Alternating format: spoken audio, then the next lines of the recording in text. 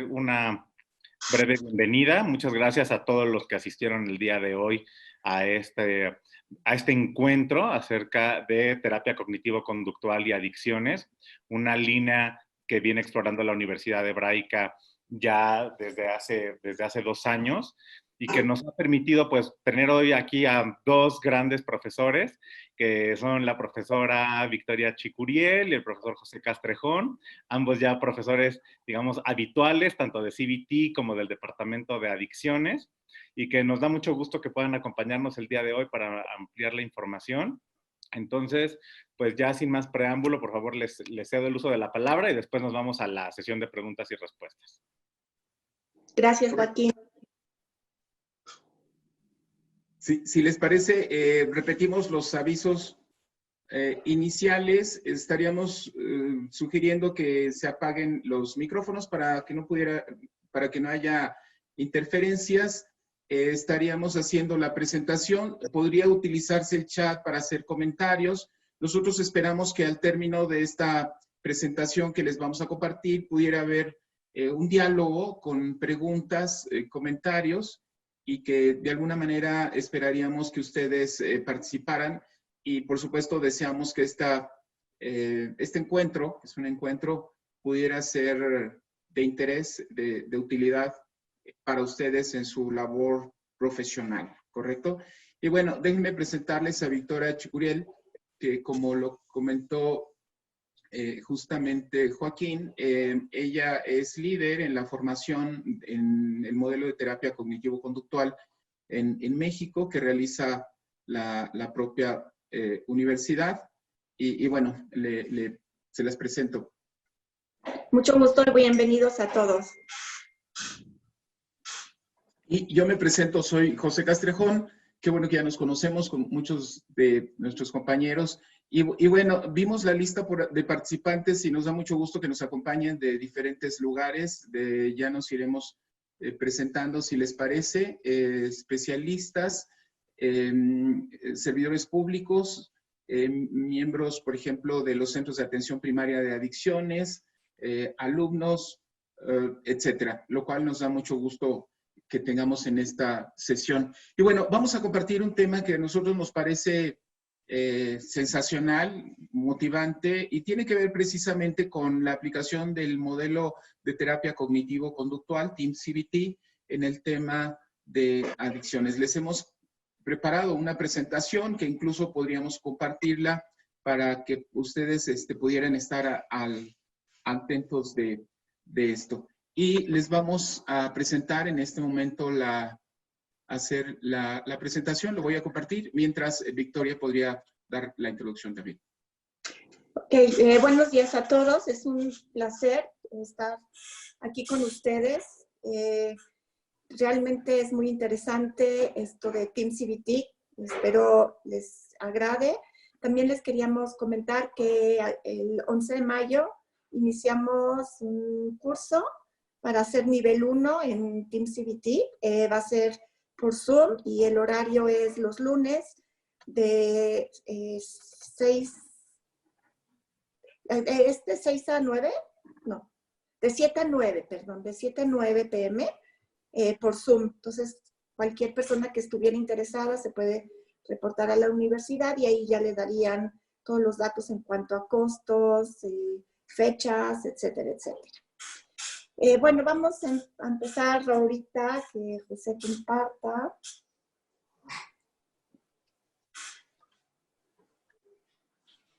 Ahí tenemos ya la presentación, ¿verdad? Sí. La pueden ver en su pantalla, correcto. Bien, ¿por qué creemos que es importante hablar del modelo de terapia cognitivo-conductual Team CBT en adicciones?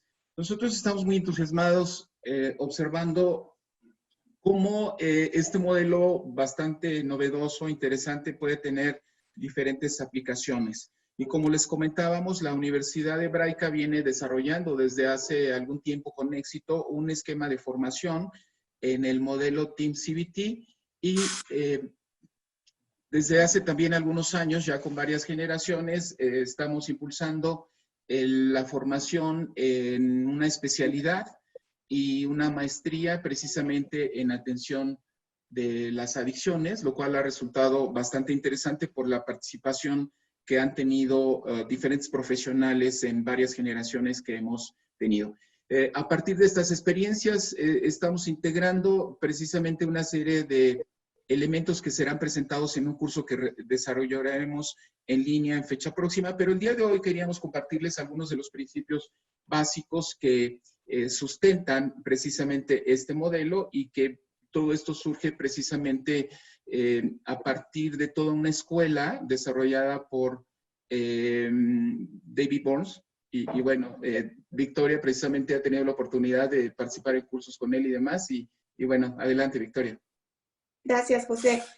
Bueno, vamos a entrar a ver quién es David Burns para que ustedes puedan un poco familiarizarse con lo que les vamos a mostrar.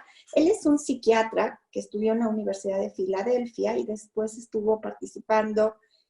participando en la Universidad de Stanford. Cuando él estuvo estudiando, tuvo la oportunidad de estar al lado del doctor Aaron Beck, y ahí es en donde él se empieza a interesar en lo que es la terapia cognitivo-conductual. El doctor Burns tiene una anécdota que me parece muy simpática y que ahí da origen a cómo él hace su propio método, ¿no?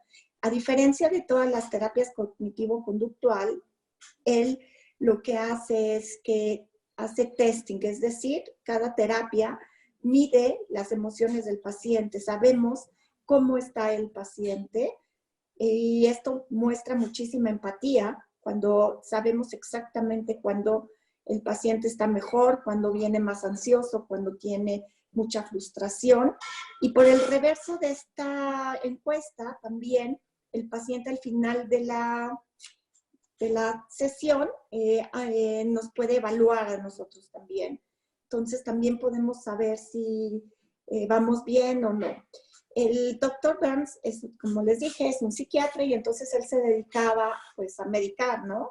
A ver a un paciente psiquiátrico a través de la medicina y la manera como él conocía para poder ayudar a sus pacientes era con fármacos.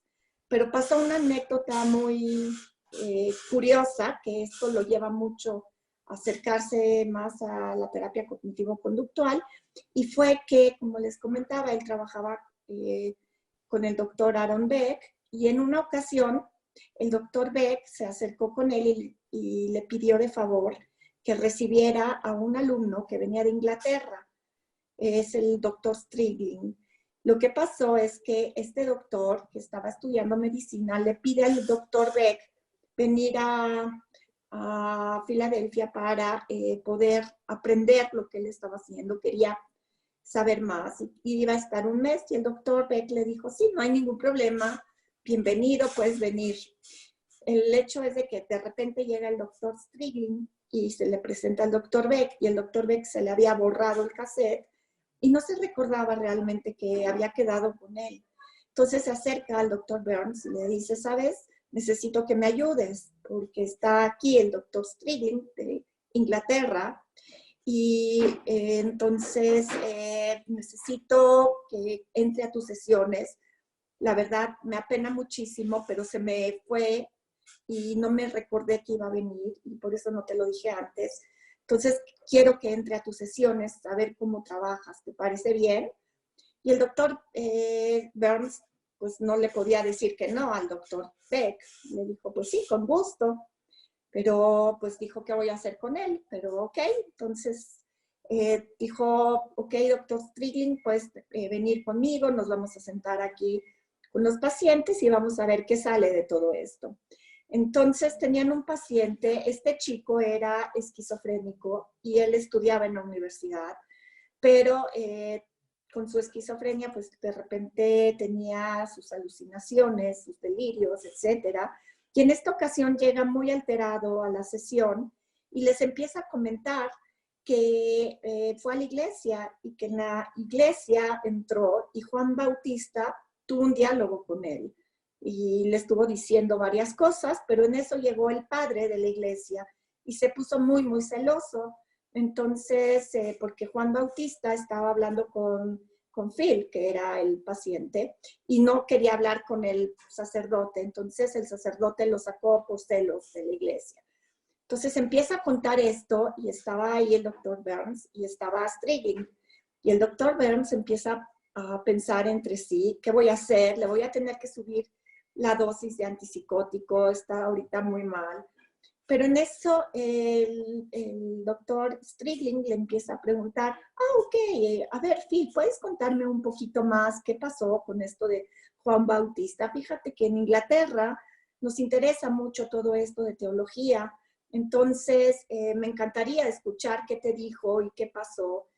Entonces el paciente, Phil, empieza a contar la historia, que fue a la iglesia, todo lo que le dijo, y empezó a bajar muchísimo esta parte de su alucinación y se empezó a estabilizar.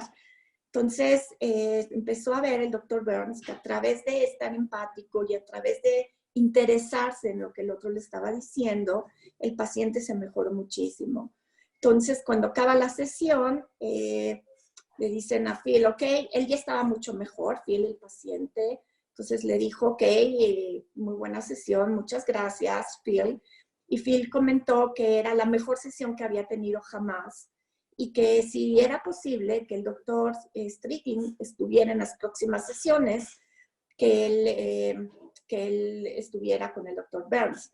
Por supuesto que para que el doctor Strigling hubiera estado en la sesión, el doctor Burns le pidió su autorización al paciente y él se sintió muy honrado que un médico viniera desde Inglaterra para escucharlo y para hablar con él. Entonces quedó fascinado y el doctor Burns le dijo, claro, no te preocupes, Phil, el doctor Strigling estará con nosotros todo un mes. Y esto es donde empieza él a pensar que este Strigling hizo algo que él nunca había hecho y que es algo muy interesante, que él tenía mucho que aprender de esto. Y esto se llama la empatía, que es donde empieza a hacer la diferencia con los demás modelos de terapia cognitivo-conductual. Después vamos a ver otra diapositiva en donde vemos a la gente del Feeling Good Institute, ¿sí? Que es la gente que nos avala. Y no sé, José, podrías esto. Las dos personas al centro son Jill y Angela. Ellas hemos tenido el gusto de tenerlas aquí con nosotros en México y son las personas que dirigen este instituto y son las personas que nos apoyan. Ok. Esta fotografía es del doctor Yehuda Bar Shalom, que es el rector de nuestra universidad y es el asesor y fundador de Team CBT en México. Y gracias a él nosotros ahora estamos pudiendo aprender y practicar este modelo.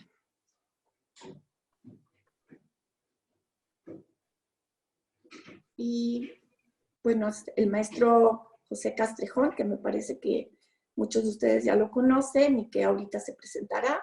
Yo soy Victoria Chicurel, soy psicóloga clínica con maestría en psicoterapia individual y de pareja. He tenido la oportunidad de hacer varios diplomados, entre ellos adolescencia y adicciones, estudié psicología positiva, violencia intrafamiliar y algunas otras cosas. Pero cuando llegué a Team CBT realmente me apasionó y cada día me apasiona más y me interesa más. Y hoy me siento muy honrada en poder estar con ustedes y poder compartir esto. Maestro Castrejón, tu turno para presentarte. Gracias. Bueno, ya me conocen algunos y saben que soy José Castrejón, que tengo algunos años trabajando en este tema y bueno, para mí es bastante grato poder tener la oportunidad de hoy de estar con ustedes y vamos a compartir algunos aspectos. Este señor que me aparece ahí es Epicteto, un filósofo griego que desde siglos antes de Cristo planteaba lo siguiente: las personas no se alteran por los hechos, sino por lo que piensan acerca de los hechos. Este principio muy antiguo, pero muy vigente, hoy en día nos haría aportaciones muy importantes. Toda esta escuela de los epicureos ha dejado sin duda gran inspiración para los movimientos que hoy en día en algunos aspectos del pensamiento se aplican. Y esto también tiene un sustento muy interesante dentro de la psicología, como lo vamos a ver. Esto nos plantea hoy en día que las emociones, y muchas veces hablamos de que las adicciones tienen un fondo relacionado, por supuesto, con los aspectos de trauma, de las situaciones también que ocurren en la primera infancia, y todo esto va generando esquemas, llamémosle así, de modulación, de manifestación de emociones que van determinando, por supuesto, la tendencia a ciertos comportamientos. Uno de ellos, sin duda, serían las adicciones que vamos a centrarnos, pero no necesariamente adicciones como lo vamos a ver. Entonces, las emociones serían consecuencia de un acontecimiento activador, suceso, situación que da lugar al desarrollo de un sistema de creencias, pensamientos, a partir de los cuales el sujeto desarrolla emociones. Este sería un modelo que ahorita nos va a explicar Victoria, donde un hecho o un acontecimiento puede ser interpretado de diferentes maneras de acuerdo a los esquemas de pensamiento. Y por supuesto, estos esquemas de pensamiento van determinando emociones y a su vez estilos de comportamiento. Y partiríamos de esta idea de que si podemos modificar los estilos de pensamiento, por lo tanto, podríamos modificar las emociones y también las maneras y las formas de comportamiento. Un aspecto fundamental que sostiene la terapia cognitivo-conductual tiene que ver con las creencias. Sabemos, y sobre todo esto sería algo muy característico que podemos observar en los pacientes adictos, ellos tienen una serie de esquemas de pensamiento que hacen que se vaya sosteniendo ciertos comportamientos. Pongo el ejemplo, un paciente fumador, por ejemplo, puede tener la sensación de que a él no le va a pasar nada y de que, pues, no sé, he llegado a conocer médicos que fuman y de pronto ellos dicen, bueno, sí, claro, es malo, pero bueno, yo soy médico, ¿no? Con esa idea un poquito de, llamémosle así, mágica, de que no le va a afectar. Entonces, vamos encontrando que estos esquemas de pensamiento en muchos casos van determinando formas y estilos disfuncionales, incluso que sostienen un comportamiento adictivo. Esto sería un aspecto fundamental porque a partir del análisis de estos esquemas de pensamiento podríamos generar estrategias precisamente para modificar estos comportamientos. Sabemos entonces que estas creencias erróneas o distorsiones cognitivas, como lo vamos a revisar en un momento, hacen que las personas desarrollen ciertas actitudes, formas de sentir ciertas respuestas emocionales y por lo tanto muchos de estos comportamientos, llamémosle así, comportamientos adictivos, tendrían su sustento pues en ciertas emociones y el origen de estas emociones tendría que ver o tiene que ver con estos aspectos de creencias. Hoy en día, y les voy a referir un estudio que realizó el National Quality Forum, que es un conjunto de especialistas que existe en Estados Unidos que analiza, de acuerdo a evidencias científicas, cuáles pueden ser aquellas estrategias terapéuticas más efectivas en el caso de adicciones. Que creo que este es un tema que a todos los que nos dedicamos en este campo nos interesa. Sabemos y tenemos la sensación de que a veces nuestras técnicas no son muy eficaces. También pensemos que es un campo relativamente nuevo que se está consolidando como un cuerpo de conocimientos. Y cuando llegamos a tener la sensación, creo yo, y eso lo podemos compartir, de que es un reto muy grande atender pacientes adictos y de que requiere, por supuesto, de una preparación. Entonces, lo que hace el National Quality Forum en Estados Unidos es identificar cuáles serían aquellos programas que con base en sustento científico pueden demostrar su efectividad. Dentro de estos ustedes van a encontrar, por supuesto, esta parte de los 12 pasos, que es un tema muy interesante, nos parece, terapias de familia, terapias de incremento motivacional, la entrevista motivacional que ustedes conocen y particularmente lo subrayo ahí, hay cada vez un entusiasmo mayor en considerar algunos aspectos de la terapia cognitivo-conductual como una herramienta eficaz en el tratamiento de problemas de adicciones. El Consejo Interamericano para el Control del Abuso de Drogas planteó que la terapia cognitivo-conductual, en uno de los documentos de posición que difunde, que la terapia cognitivo-conductual en el abordaje de adicciones representa algunas ventajas, y esto valdría la pena que lo analizáramos. Uno de ellos se centra directamente en el abordaje de la problemática actual. Quizás a diferencia de otros modelos psicoterapéuticos, está centrada en el problema, en las causas, y se establecen metas realistas que son acordadas con el paciente y se obtienen resultados rápidos. Por esa razón, en algunas de las instituciones, sobre todo públicas en Estados Unidos, el enfoque hacia la terapia cognitivo-conductual tiende a ser, por supuesto, cada vez más aceptado por el efecto positivo que tiene en generar cambios que pueden ser permanentes y rápidos. Y algo que lo sustenta y que valdría la pena también reflexionar es que tiene como sustento el enseñar al propio paciente herramientas para el desarrollo de sus propias capacidades para el manejo de los problemas. Esto hace que la dependencia con el paciente no sea tan notoria como en otros modelos y más bien es el paciente, y lo vamos a revisar con las técnicas de TEAM, el que tiene esta capacidad de generar estos cambios que se sustentan, por supuesto, en este modelo que estábamos planteando del ABC y que Victoria nos va a compartir en este momento. Nada más que hay que activar Victoria, el micrófono, por favor. Sí, perdón, sí, es verdad. Gracias, José. Vamos a ver ahorita el ABC de la terapia cognitivo-conductual, que es el Activante Event, la B es de Believe y la C es de Consequences. El evento desencadenante es la A, ¿no? Hay un evento, después de este evento viene una creencia y viene una consecuencia. Hay un ejemplo que me gusta para ver cómo actuamos dependiendo de la creencia que tenemos.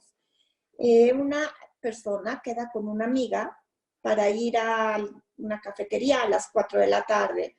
Entonces llega esta mujer y se sienta muy puntual a las 4 de la tarde, pero su amiga no llega, no sabe nada de ella. Y en eso ella, pues a las 4:30 ya está muy incómoda y a través de sus creencias, ¿cuál viene el pensamiento? Que le está faltando el respeto, que ella no se merece que la traten así. Y entonces, por consecuencia, la emoción que viene y la conducta que la lleva es el enojo, y su conducta es agarrar sus cosas y se sale del restaurante. A diferencia de en el mismo evento, otra persona queda a las 4 de la tarde con una amiga y son las 4:30, no ha llegado, y en su creencia no es que le está faltando al respeto, sino se preocupa que quizá le haya pasado algo a su amiga, por lo cual no ha podido llamarle, no ha podido avisarle, y entonces la emoción que le da es de preocupación, y la consecuencia sería la acción, es ir a checar qué está pasando y ver si su amiga se encuentra bien.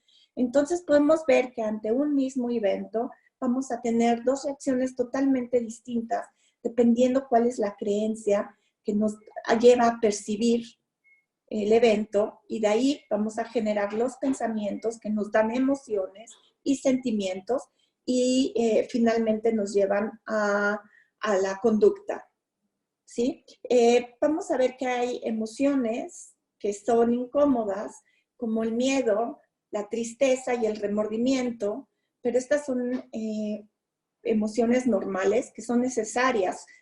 Como un ser humano completo tenemos que sentir también estas emociones incómodas. Sin embargo, cuando el miedo ya se hace ansiedad, entonces ya estamos hablando que nos rebasó y tenemos un problema. Cuando la tristeza también nos rebasa, se vuelve depresión y nos indica que hay un problema, o cuando el remordimiento ya se vuelve una vergüenza, ¿no? Entonces las emociones surgen de creencias contraproducentes y esto nos genera los pensamientos negativos. Es decir, nosotros venimos de un sistema familiar, generalmente todas nuestras creencias vienen de ahí, desde la cuna. ¿no? Esta es la cuna de los pensamientos, las creencias que vienen de nuestro sistema. Hay un ejemplo que había una familia en donde cada vez que había una festividad importante tipo Navidad, servían un platillo que era un pescado. Y cada vez que servían este pescado, cortaban la cabeza del pez y lo ponían encima del refractario. Y era un platillo que era muy significativo para la familia y era muy delicioso, que a todos les gustaba, pero siempre iba en esta presentación, el pez con la cabeza encima. Y en una ocasión que estaban platicando en la Navidad y estaba toda la familia reunida, platicaban que por qué hacían esto, ¿no? ¿Por qué el pez tenía la cabeza encima? Y entonces alguien comentó, pues porque así lo hacía mi tatarabuelita, que después lo hizo mi abuelita, y después, no, mi bisabuela, y luego mi abuela, y luego mi mamá, y así me enseñaron. Entonces, pues así debe de ser, porque si toda mi familia lo hacía así, esta es la manera, no hay otra manera. Entonces alguien voltea y escucha la historia y le dice, no, estás equivocada. La razón por la cual ponían la cabeza del pescado encima es porque antes no había refractarios tan grandes ni espacio en el horno. Entonces, ahí se dan cuenta cómo hay una creencia que viene de la tatarabuela, la bisabuela, la abuela, la madre, la hija, y se pasa de generación en generación, y que realmente es una creencia contraproducente, porque no tenían que quitar la cabeza del pescado para poder servir el platillo igual de delicioso. Entonces, así nos pasa con muchísimas creencias que vienen desde la cuna de nuestro sistema familiar. Y esto va a generar los pensamientos. En el ejemplo pasado que les di de las personas que fueron al restaurante, seguramente la primera persona viene de creencias en su familia en donde hay ciertos valores, ciertas reglas y roles en los respetos, en cómo se relacionan. Y la segunda persona, a diferencia, debe de tener otro tipo de escala de valores en donde le genera más la preocupación y estar atento de lo que le pasa al otro. Entonces, ahí vemos que hay dos conductas totalmente distintas. Y ahorita vamos a pasar a explicarles lo que es TEAM, lo que significa. La T de TEAM es testing, es lo que hablábamos, que nosotros antes de cualquier sesión aplicamos un cuestionario breve de emociones. Esto, como les dije, ayuda muchísimo para que sepamos exactamente cómo viene nuestro paciente, exactamente cuáles son sus emociones en cuanto a ansiedad, en cuanto a depresión, en cuanto a enojo. También medimos sus pensamientos suicidas, si tiene o no tiene, y también sus emociones positivas. Y también cuando se retira el paciente pedimos que nos llene el cuestionario para ver cómo sale de la sesión y podemos ver a través de medir si hubo algún cambio. Muchas veces puede salir el paciente con un grado de ansiedad más alto porque a veces en la sesión tocamos puntos que hacen que se active más ansiedad al darse cuenta o le dolió. No necesariamente esto es algo malo. Y también en la parte de atrás del cuestionario viene un cuestionario que habla acerca de la empatía que tuvimos con él. Muchas veces pensamos que hicimos la sesión maravillosa y que hicimos un trabajo increíble y que nuestro paciente se fue muy bien, y resulta que cuando nos llenan este cuestionario no fue así, nos informa cosas distintas el paciente. Por el otro lado, a veces creemos que no hicimos el buen trabajo que hubiéramos deseado, o que hicimos algún error, o que quizá lastimamos a nuestro paciente, y cuando vemos y nos entrega esta evaluación de empatía, podemos ver que no, que muchas veces esa fue la gran sesión. Entonces, estos son medios muy buenos indicadores de saber qué está pasando con nuestro trabajo. Después tenemos la empatía. Manejamos dos tipos de empatía. Una es al pensamiento y la otra es al sentimiento. En la empatía al pensamiento es una de las técnicas que usamos y que se llama, tiene cero tolerancia, es decir, es cero tolerante a que agreguemos alguna cosa que el paciente no dijo o que omitimos algo que el paciente dijo y que a lo mejor nos es incómodo. En la empatía el pensamiento es simplemente parafrasear exactamente lo que el paciente nos ha dicho. Cuando nosotros le repetimos al paciente con sus propias palabras, se siente muy escuchado. Incluso queda desapercibido que todo lo que le estamos diciendo, él nos lo dijo. Sin embargo, cree que de verdad lo entendimos, se siente totalmente comprendido y escuchado, y es una herramienta maravillosa para hacer empatía y hacer un buen vínculo terapéutico. Por el otro lado, tenemos empatía al sentimiento. Aquí es cuando nosotros podemos mostrarle al paciente, según lo que estamos escuchando, según el relato que nos está diciendo, cómo imaginamos que se puede estar sintiendo, cómo suponemos. Nunca aseveramos, te sientes enojado.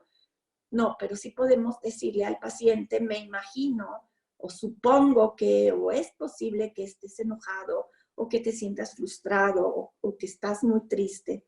Y esto también ayuda para saber si estamos entendiéndolo bien, si estas emociones que creemos que está sintiendo el paciente son reales, lo está sintiendo, o le damos oportunidad para que él nos diga exactamente qué emoción es la que está sintiendo. También nos ayuda a que el paciente pueda reconocer lo que siente, ¿no? Muchas veces en nuestra cultura ni siquiera nos enseña a reconocer entre una emoción y otra. Después de esto vamos a ir a la agenda, y es crear una agenda, que es la gran diferencia entre muchas otras métodos o corrientes terapéuticas. Y esta es una agenda que es paradójica. A diferencia de las demás, aquí primero vamos a hacer una invitación al paciente para ver si quiere trabajar, y ya si quiere el paciente, vamos o sea, no convencemos nunca al paciente, lo invitamos a trabajar, pero la paradoja está en que nosotros, al no convencerlo, buscamos las formas que tiene realmente, que son muy válidas y que son muy poderosas para seguir como está, ¿no? Y ahí es cuando el paciente realmente hace una introspección, una reflexión, y él nos tiene que convencer que sí quiere trabajar y por qué sí quiere cambiar. Después vamos a llegar a métodos. Tenemos 50 métodos distintos, que hoy hay 100, pero bueno, por ahora estamos manejando en los cursos 50, que son para diferentes situaciones. Tenemos métodos que son muy específicos para las adicciones, métodos muy específicos para ansiedad y para depresión, y otros para relaciones. Entonces, generalmente cuando hay un problema, puede haber por consecuencia diferentes, ¿no? Alguien que es adicto puede ser que tenga un problema también de depresión o de ansiedad o de relaciones por la misma adicción. Y después nos vamos a ir a los 5 secretos de comunicación efectiva, maestro Castrejón. La primera es el desarme. Es una técnica sumamente poderosa. Me parece que es la más difícil del modelo, porque aquí tenemos que encontrar la razón en lo que el otro nos está diciendo, ¿sí? Muchas veces nos peleamos con cómo le voy a dar la razón, no tiene razón. Siempre que alguien nos dice algo o se queja de algo, tiene, aunque sea un 5% de razón. Entonces nosotros tenemos que aprender a contestar desde ese 5% de razón. No vamos a buscar el 100% porque quizá no lo tiene, pero desde la parte donde tiene razón vamos a aprender a contestar. ¿Por qué es muy difícil? Bueno, por un lado porque nos pone vulnerables, y por el otro lado nuestro ego le cuesta mucho trabajo y nos defiende y no quiere aceptar. Pero cuando aprendemos a poder hacer esta técnica, nos damos cuenta del poder que tiene y de lo mucho que puede ayudar para nuestro trabajo terapéutico, pero también en nuestra casa, con nuestra familia, en nuestro trabajo, etc. Entonces, el primero es como les decimos, es el desarme, y podemos hacer aquí una prueba con nuestro castrejón para que se den cuenta, ¿no? Si quieres atacarme, José.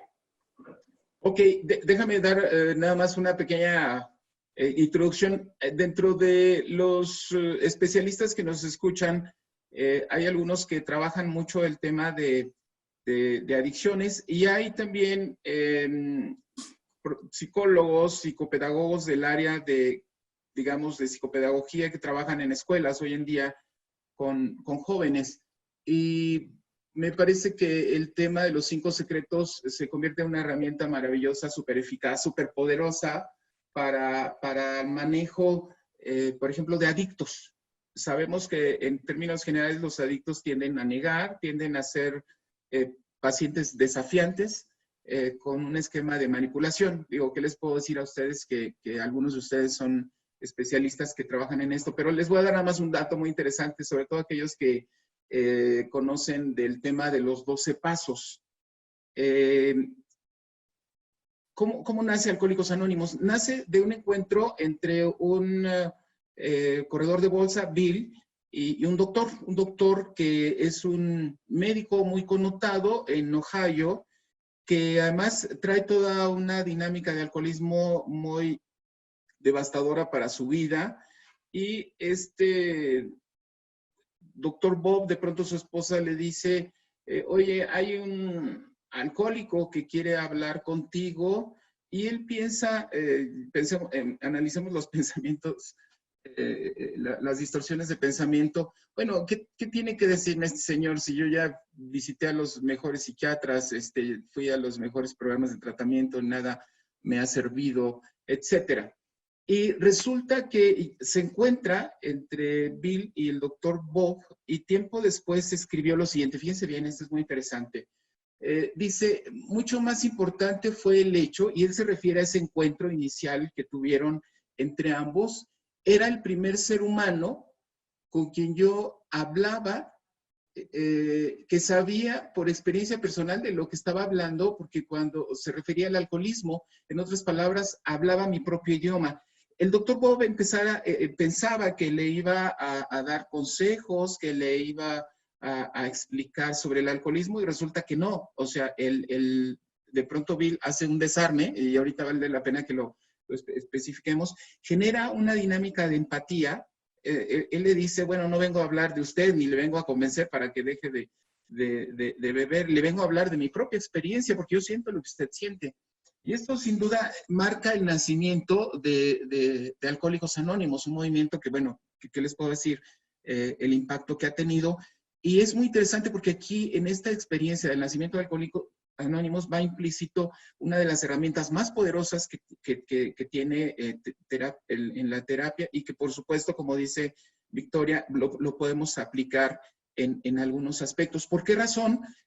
Todos nos hemos enfrentado a estar frente a una familia con problemas de adicciones, a un alcohólico, a una persona codependiente, ludópata, etcétera, etcétera, y nos vamos a encontrar ciertas pautas, por supuesto, que a veces, si no estamos bien preparados, nos va a generar un choque que nos pasa cuando somos nuevos y nos enfrentamos entonces a los pacientes adictos. Y tal como lo plantea Victoria, el desarme se convierte en una herramienta súper poderosa, la empatía de sentimientos, de pensamiento, el yo siento, también la investigación y las afirmaciones. Esto es tan poderoso que, por supuesto, puede ser el primer contacto que facilite un proceso terapéutico y que marque un cambio muy notorio en el antes. Por eso creo que valía la pena, y nos dice Victoria que hagamos un ejercicio, si les parece, de cómo podría funcionar los 5 secretos. Vale la pena que lo veamos, e incluso si ustedes lo pueden practicar después, sería increíble. Asumimos que yo soy un paciente con problemas de alcoholismo, que llego con Victoria. Victoria es mi terapeuta, Y por supuesto yo voy obligado, ¿les parece? Porque me ha ido mal, perdí el trabajo, tengo amenaza de que si no me recupero pierdo todo, etcétera. Entonces voy de mal humor y entonces llego con Victoria y yo, por supuesto, como una persona que va medio forzada, etcétera, voy a asumir ciertos roles. Para algunos de mis compañeros que han trabajado este tema, se van a encontrar que esta pauta es como muy característico, ¿correcto? Entonces, hagamos el ejercicio, Victoria. Victoria, mira, la verdad... Nada más, quería comentarles, ahorita que hagamos el ejercicio, dentro del desarme van a ir completos los 5 secretos de comunicación y ya después seguiremos explicando uno por uno. Doctora, buenas tardes. Mire, la verdad, estoy aquí obligado y le soy sincero. Mire, usted se ve que es muy profesional y demás, pero se ve que no entiende nada de alcoholismo. Es más, seguramente usted ni siquiera bebe y piensa que usted va a entender lo que a mí me pasa. Yo tengo serios problemas de alcoholismo. ¿Usted qué va a entender? Y la verdad, yo he pasado muy malos momentos. Es más, he ido a mejores tratamientos, he ido a muchos grupos, nada me ha funcionado. Entonces yo no veo cómo este programa que usted tiene me pueda servir. Realmente yo soy un alcohólico pues, prácticamente incurable. Wow, José, me dices que eres un alcohólico prácticamente incurable y que yo no te comprendo, que no entiendo de alcoholismo, porque lo más probable es que yo no bebo y bueno, que tú vienes aquí obligado y sabes, tienes razón y me imagino que te debes de estar sintiendo frustrado y quizá enojado. Sabes, yo me siento triste al escuchar todo esto que me estás diciendo. Sin embargo, admiro mucho tu valentía por decírmelo y tu honestidad. ¿Podríamos platicar un poco más sobre esto? Entonces, Sí. aquí pudimos emplear los 5 secretos. La palabra clave del desarme es tienes razón. En ningún momento dudamos de lo que él nos está diciendo. Así es como se siente y tiene razón. Si ustedes se dieron cuenta y si ustedes han vivido esta experiencia, que es muy común en los pacientes adictos, se da cuenta que yo en el calidad de paciente llego en un plan desafiante y yo espero tocar la sensibilidad de mi terapeuta, en este caso Victoria, para generar una reacción contraria, de tal manera que se da una discusión y al final muy probablemente yo la saque de control y ella, yo confirme mi idea de que soy incurable y además que Victoria no tiene ninguna posibilidad de entenderme lo que pasa. Les digo cómo lo sentí yo un poco. De pronto, Victoria se mantiene en una posición muy empática, me da la razón, no se enfrenta a mi postura digamos, negativa o oposicionista. Ella me desarma muy sutilmente cuando dice, tienes razón, se pone de mi lado y además ella empieza a describir lo que yo estoy diciendo, lo que yo siento, lo describe muy bien, percibo que me pone mucha atención y además de eso, al final, ella me dice cosas que suenan como muy amable, muy cálida. Yo no percibo que ella esté forzándome a tratamiento, respeta mi postura y creo que eso da la base inicial de poder establecer una relación quizás de entendimiento a partir de la empatía. Como se dan cuenta, estos 5 secretos de pronto se convierte en todo un reto para el manejo de una relación terapéutica y por supuesto es una herramienta muy poderosa que en nuestra vida común podemos aplicar. Creo que fue muy interesante, Victoria. Gracias. José, hay una pregunta. dice, en la neurobiología de las adicciones se aborda el tópico del aspecto gratificante que experimenta el cerebro durante el estado de intoxicación, sin importar de qué sustancia se trate. La pregunta es, en el aspecto cognitivo-conductual, ¿en qué proceso se debe abordar? Bien, como lo estábamos planteando hace un momento, los aspectos que son centrales en el modelo de terapia cognitivo-conductual tienen que ver con los aspectos cognitivos, las estructuras de pensamiento y básicamente aquello que tiene que ver con las distorsiones cognitivas. ¿Por qué razón? Porque sabemos que las distorsiones cognitivas generan una serie de emociones displacenteras que a veces tienen que ver con depresión, con ansiedad, muchas veces creo que son temas centrales en el caso del alcoholismo, y entendemos y lo sabemos que el consumo de sustancias, y no solamente el consumo de sustancias, y eso es importante que lo analicemos el día de hoy, habría otro tipo de comportamientos que tendrían esta característica incluso psicobiológica que nos describes. Pongo el ejemplo, el juego patológico, los temas relacionados con trastornos alimenticios, por ejemplo. Hoy en día tendríamos que hablar del uso desmedido de dispositivos electrónicos, de la adicción a las redes sociales, a los videojuegos. Tendríamos que hablar también de compras compulsivas, tendríamos que hablar de temas de pornografía, de adicciones al sexo, aparte del alcohol, de la marihuana, etcétera. ¿Qué tendrían en común y qué observamos? Que hay una respuesta neurofisiológica, por supuesto, placentera, pero tendríamos que entender que esta búsqueda de estas experiencias de dopamina, por supuesto, se convierten en un factor compensador de automedicación para manejar los estados emocionales incómodos, con un problema.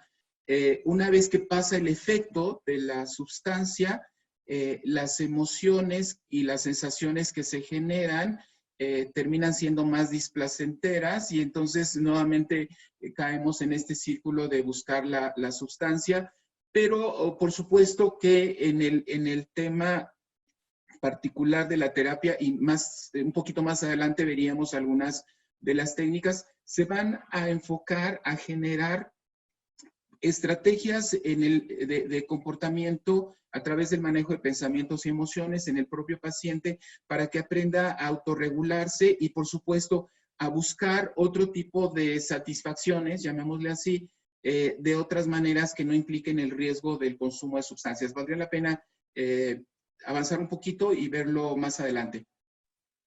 Ok, bueno, aquí ya rápidamente, entonces vimos lo que es el desarme, acompañado de los 5 secretos de comunicación efectiva, y vimos que empatía al pensamiento es parafrasear exactamente lo que el paciente dijo. Si ustedes vieron, yo no le puse interpretaciones ni palabras de más a lo que José me dijo. Y por el otro lado, la empatía al sentimiento, le reflejé que quizás se siente frustrado y enojado, que es posible. Y cuando hablamos de yo siento, si se fijaron, le expresé al paciente que me siento triste al escuchar esto que me está diciendo, pero tenemos estas afirmaciones que dan respeto al paciente y es cuando admiro, le digo, que admiro esto que tú tuviste la valentía y que tuviste la honestidad de decírmelo. Y para finalizar en la investigación, podemos platicar un poco sobre esto, nos ayuda a abrir entonces ya un marco de comunicación más amplio. Vamos a distorsiones cognitivas. Tenemos el primero, que es el pensamiento todo o nada, ¿sí? Blanco o negro. Entonces es cuando alguien nos dice, por ejemplo, todo lo hago mal. Entonces no hay nadie que hace todo mal, a veces hacemos cosas mal, pero pues siempre hay algo que lo podemos hacer bien. Después tenemos la sobregeneralización, que se parece mucho. Solo vemos todo lo malo, ¿no? Por ejemplo, nadie me quiere, todos me desprecian. Pues seguro hay alguien que te quiera, aunque sea tu gato, ¿no? Filtro mentales, siempre omitimos todo lo bueno y ponemos toda la atención en esta parte que es difícil o que está mal, que está negro, ¿sí? Descuento de los positivos, igual. Aquí no vemos nada bueno, todo lo que hago bien no me recuerdo y solo me baso en todo lo negativo que he hecho. Si me equivoqué, si me saqué un 7 en un examen, ya me empiezo a etiquetar, soy burra, no sé hacer las cosas, no me recuerdo cuando también me he sacado un 10. Salto a las conclusiones, aquí es muy importante, porque por un lado creemos que adivinamos el pensamiento del otro. Seguro ahorita todos han de estar pensando que yo no soy una buena terapeuta, por ejemplo, ¿no? O también podemos estar en el futuro prediciendo qué va a pasar. Seguro esta presentación no le va a gustar a todos o no le va a gustar a nadie, no va a ser una buena presentación. Es como si tuviésemos una bola de cristal y podemos ver hacia el futuro. Después vamos a ampliación o minimización, que puede ser muchas veces en los adictos que minimizan, ahí solo me tomé una, solo ayer me emborraché, pero no pasa nada, no lo hagas tan grande, ¿no? Entonces, o ampliación de algo, de cuando le dices deja de beber, todo el tiempo me estás molestando, todo el tiempo me estás diciendo. Razonamiento emocional es, dependiendo cómo me siento, es como actúo. Si me siento que soy un fracasado, actúo como un fracasado. Las declaraciones de deberías, esto es bien importante. Siempre que hay un deberías, o un tendrías, o un debería, o un tendría, hay una distorsión. ¿Por qué? Porque esto es como un regaño, como si nos estuviéramos achacando algo. Y esto genera muchísimo enojo, ¿sí? Por ejemplo, debería de saber hablar japonés. Sí, bueno, no sé, puedo aprender, ahí, si me interesa, si lo necesito, pero no debería, sería lindo que pudiera hablar japonés.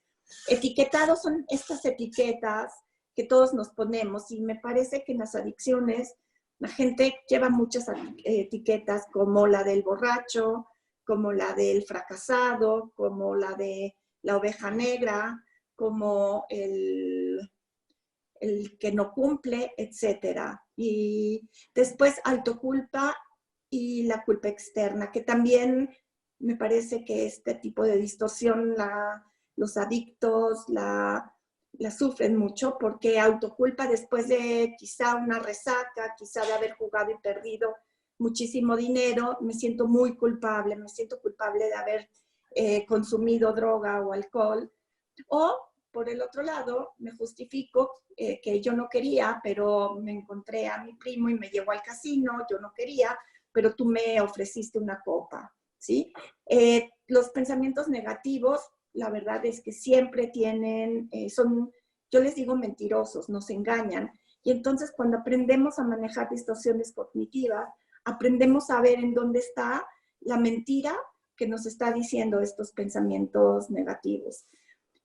Y los 5 pasos de la sesión, como ya habíamos visto, está la invitación. Después buscamos siempre un momento específico, lo más específico que se pueda para poder empezar a trabajar. No trabajamos con cosas generales, no trabajamos con autoestima, trabajamos con momentos específicos. Por ejemplo, si el paciente te dice que tiene baja autoestima, lo que le vamos a preguntar es, dame un momento específico en donde te hayas sentido con baja autoestima. ¿Por qué buscamos tanta especificidad? Porque estos momentos tienen todos el mismo ADN. Entonces, al poder cambiar un momento de estos, podremos cambiar los demás momentos.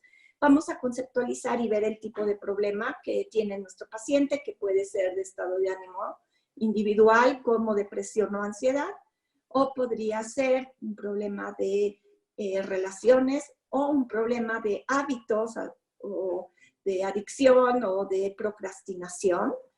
Y finalmente también es un problema no problema. A esto le llamamos cuando hay un evento que es sumamente doloroso para el paciente, pero que no tiene patología. Y finalmente vamos a la motivación, que es esta parte paradójica donde vamos a poder prever, anticipar cuáles van a ser las resistencias que va a tener nuestro paciente. Y los métodos, como les dijimos, son 50 métodos que estamos trabajando ahora, que son métodos muy efectivos y que ya poco a poco podrían ustedes irlos aprendiendo. Después, maestro, configuración de la agenda. Este tema es fundamental en el manejo, en el tratamiento de adictos, la definición de una agenda. Y hoy quisiéramos compartirles algunos aspectos que me parece que el modelo TEAM tiene bastantes aportaciones. Me regreso tantito. Bueno, recordemos entonces los pasos para el abordaje terapéutico en el cual la invitación, la definición del tipo de problemáticas son aspectos fundamentales, pero nos vamos a centrar en un aspecto que me parece fundamental en el caso de los adictos. Uno de ellos, sabemos, es la necesidad de establecer una agenda. Nos lleva, por supuesto, después de aplicar los 5 secretos, a encontrar con el paciente aquellos aspectos en el cual el paciente esté en interés de poderlo cambiar. Aquí va a ser fundamental el tema de los 5 secretos y particularmente del desarme, porque generalmente los pacientes con problemas de adicción, y los expertos que están aquí lo saben, tienen muy poca motivación a cambiar. A veces más bien son los familiares los que esperan que una institución o un profesional cambie a su paciente. Entonces vamos a encontrar que frecuentemente el paciente se enoja o se opone, comienza a generar resistencias, y esto va a ser como muy característico. Aquí es donde vamos el modelo TEAM sugiere una serie de pasos que son fundamentales. El primero de ellos, por supuesto, la empatía. Yehuda, nuestro maestro, nos dice, bueno, si algo no está pasando, centrémonos en la empatía, esta escucha, por supuesto, muy, muy activa. Ese es un tema fundamental. Y en la empatía implica, por supuesto, un reto, y esto sería una recomendación tanto para los psicopedagogos que nos escuchan como para los profesionales que trabajan o los directores de clínicas. Tenemos aquí directores de clínicas que nos están escuchando. Dentro de este proceso de empatía es importante tratar de colocarnos del lado del paciente para ver o entender cómo el paciente mira y entiende el mundo. Ese es un aspecto, por supuesto, importante. Cuando logramos establecer esta empatía, este desarme, entonces quizás podríamos estar en posibilidad de hacer una invitación a realizar un trabajo, y aquí es donde el modelo TEAM nos va dando como muchas herramientas para poder ir manejando adecuadamente las sesiones. Es importante que si se usan este tipo de habilidades, estas técnicas, podemos pensar y asumir varios aspectos iniciales. Vamos a revisar algunos aspectos. Sabemos que un paciente que tiene problemas con su manera de beber, que está fumando, consumiendo, bebiendo en exceso, consumiendo más carbohidratos de los debidos, asistiendo a estos casinos, etcétera, va a encontrar una gran satisfacción en estas experiencias, y por lo tanto él va a ver como una amenaza que alguien, el terapeuta, la familia, no sé, pretenda quitarle esta gratificación, que a veces se convierte como la única gratificación que tiene en su vida. Y ese sería un aspecto que cuando generamos esta dinámica de empatía, nos colocamos del lado del paciente, podemos entender que a veces quizás es un paciente con procesos depresivos muy profundos y que la única posibilidad de sobrevivir, este es un dato muy interesante, y a veces de no suicidarse, es desconectarse a través del consumo de sustancias.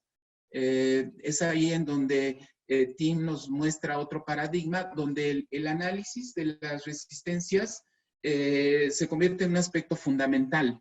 Es un trabajo muy fino, muy cuidadoso, porque finalmente lo que vamos a hacer es tratar de ayudar al paciente a moverse un poquito. Y sabemos, y eso lo quisiéramos enfatizar mucho en el modelo TIM, que esto debe surgir del paciente, no de la motivación o del interés o de la presión del terapeuta. Esto implica, por supuesto, un cambio en el paradigma, y el análisis de la resistencia se convierte, por supuesto, en un aspecto importante. En TIM analizamos dos tipos de resistencias y es importante entenderlo. Una es la resistencia al resultado, es decir, a quiero cambiar, es decir, el propósito de un tratamiento sería el negarse a esto, sería resistencia al resultado. Y por supuesto, y ahorita lo podemos analizar, sus ideas, si lo quieren poner en el chat, va a ser muy interesante. ¿Por qué un paciente no quiere cambiar? Sí, a pesar incluso de que tiene serios problemas con su comportamiento. El otro aspecto que tendríamos que analizar también es la resistencia al proceso. Y esto implica las razones por las cuales no quiere hacer lo que sea necesario para cambiar. Es decir, cambiar un hábito, cambiar una adicción implica mucha energía.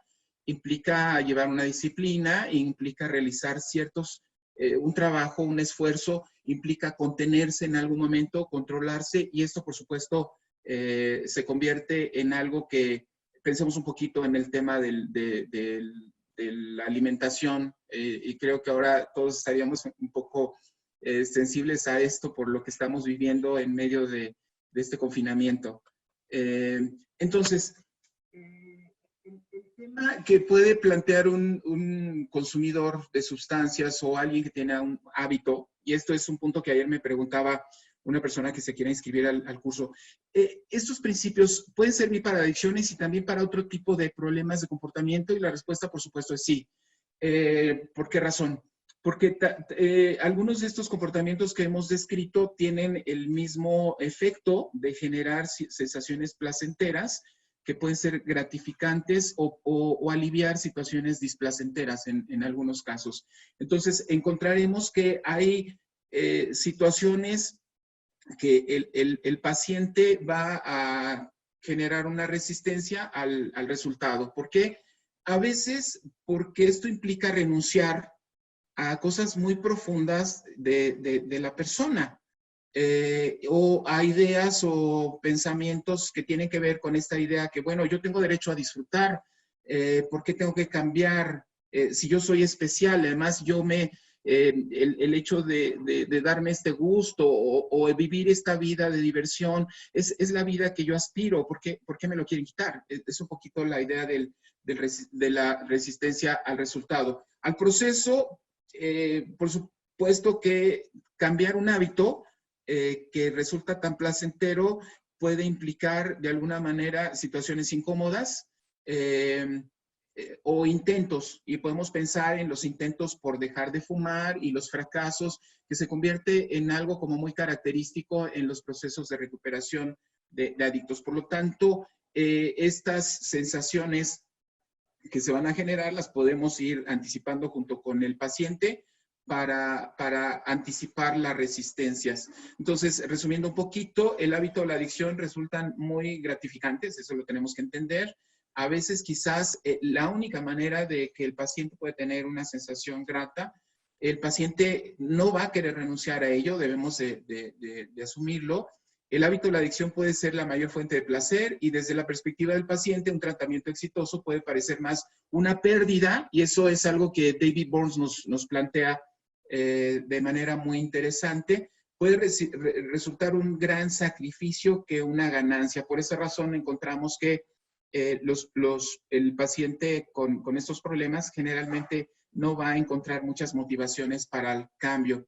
Si asumes ingenuamente, y esto nos parece un poquito paradójico, que él quiere, el paciente, dejar de beber y tratas de ayudarlo a lograr este objetivo, lo voy a subrayar y lo voy a decir así con letras mayúsculas, es posible que tus intervenciones no sean efectivas.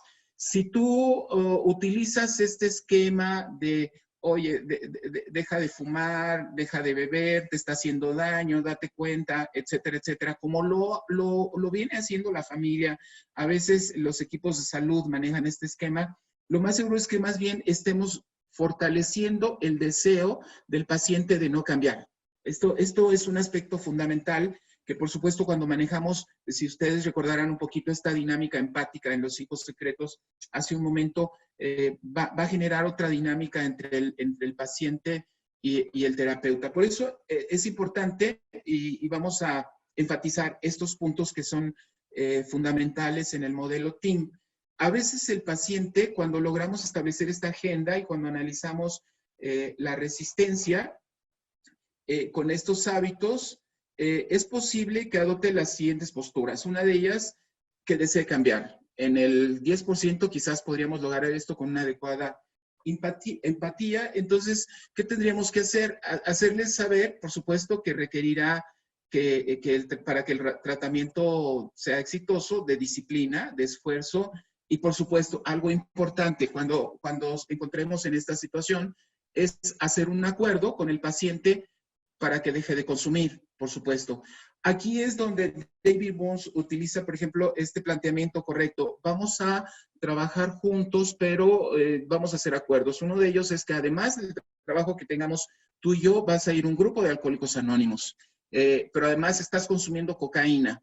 El acuerdo fundamental es que no vas a consumir mientras estemos en tratamiento. Algo muy interesante que se maneja, y Victoria seguramente nos lo comentará, con un paciente que nos dice que tiene ideas, pensamientos de suicidio, tendríamos que llegar a un acuerdo en decir, bueno, mientras estemos en esta terapia y mientras vivas en este plano,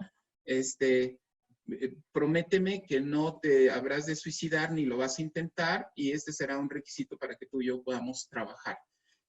Este sería el caso donde el paciente tiene motivación porque no hay gran resistencia, pero podría ser el caso también de un paciente que está entre, bueno, lo estoy pensando, y mis colegas de la maestría recordarán inmediatamente este círculo de la recuperación de Clemente y de Prochaska, donde nos hablaría, por supuesto, de esta etapa de contemplación, pero todavía con cierta ambivalencia. Ahí es donde la necesidad de empatizar con el paciente, de dejarlo que él vaya expresándose, que encuentre la verdad de lo que está diciendo, transmitiéndole respeto. Por supuesto, un aspecto fundamental es que nosotros no vamos a forzar que el paciente tome una decisión para dejar de beber. Más bien, no vamos a intentar persuadirlo, mucho menos presionarlo para que lo haga. Más bien, el tema fundamental, y aquí quizás algunos de nuestros colegas dirán, ¿cómo le van a hacer? Es hacerlo responsable al paciente de este cambio, no dejarlo como parte de la tarea del paciente. ¿Qué sugerimos? Primero, no intentar ayudar al paciente. Esto suena así como seguramente paradójico, y esto incluso tiene un principio hasta en el budismo, que es muy profundo. El propio paciente nos tiene que convencernos a nosotros de que quiere cambiar. Y esto, por supuesto, es algo muy importante.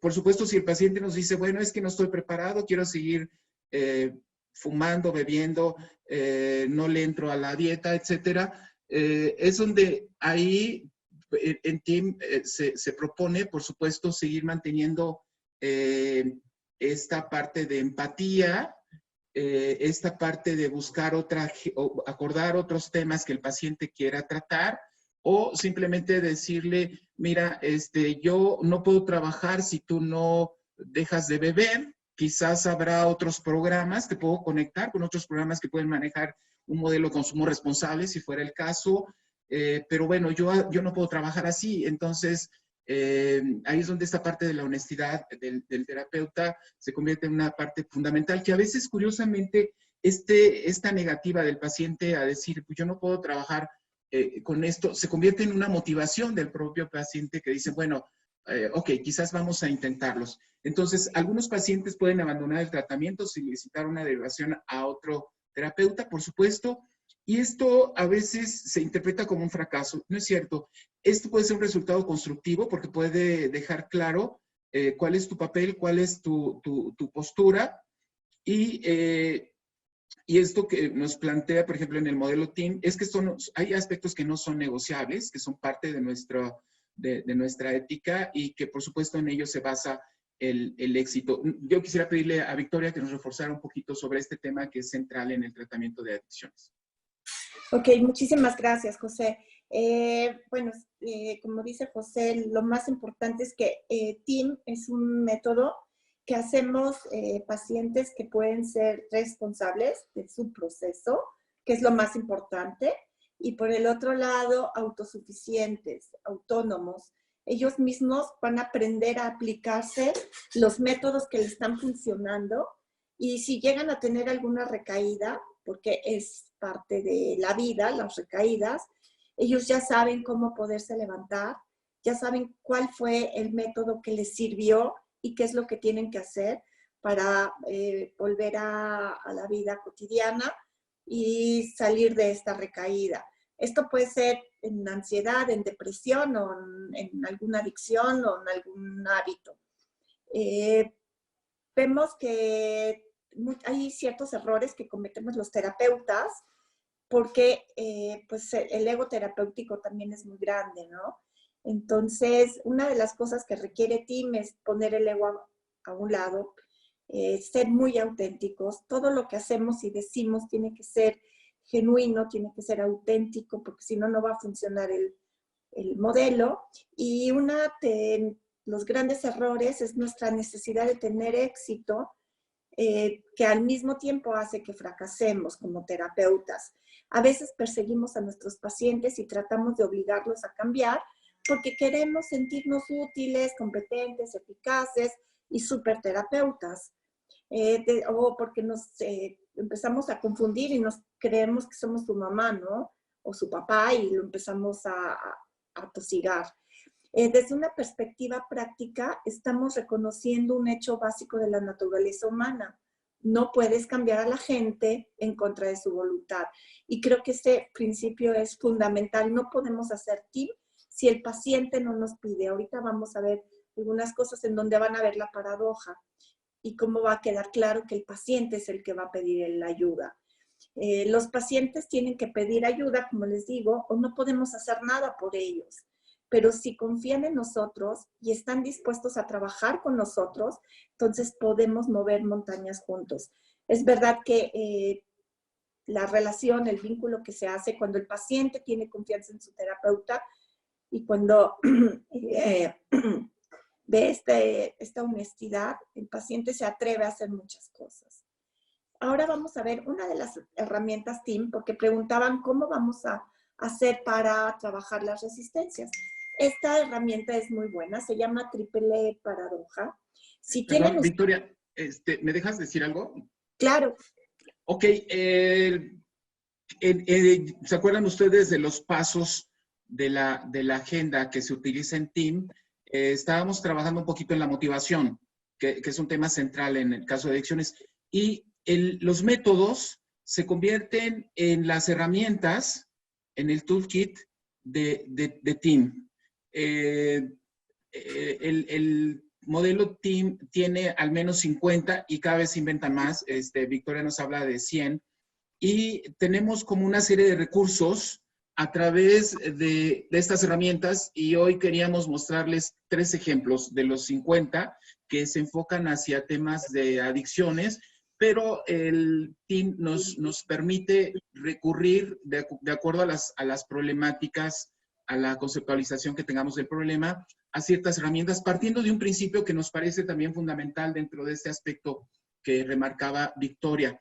Una técnica puede ser efectiva y hay técnicas súper poderosas que a mí me sorprende mucho, Victoria, el peso que tiene estas herramientas de compasión, ¿no? Doble estándar, para mí es una de las más poderosas. Y así podemos ir hay un círculo de recuperación, esto lo vamos a ver en el curso, donde una herramienta puede funcionar muy bien con un paciente, con otras no, pero entonces tenemos opción de más de 50 y seguramente alguna va a funcionar si lo utilizamos adecuadamente. Entonces, hoy quisimos presentarles como ejemplo 3 herramientas, nada más, porque tienen un enfoque muy, digamos, muy directo hacia el tema de adicciones y que en un material que nos compartió David Burns para el curso que vamos a dar, vienen descritas de manera muy claras y es justamente lo que Victoria nos está planteando. Perdón, Victoria. Gracias, José. Ok, entonces ahorita vamos a ver una que se llama triple paradoja. Esto es un costo-beneficio.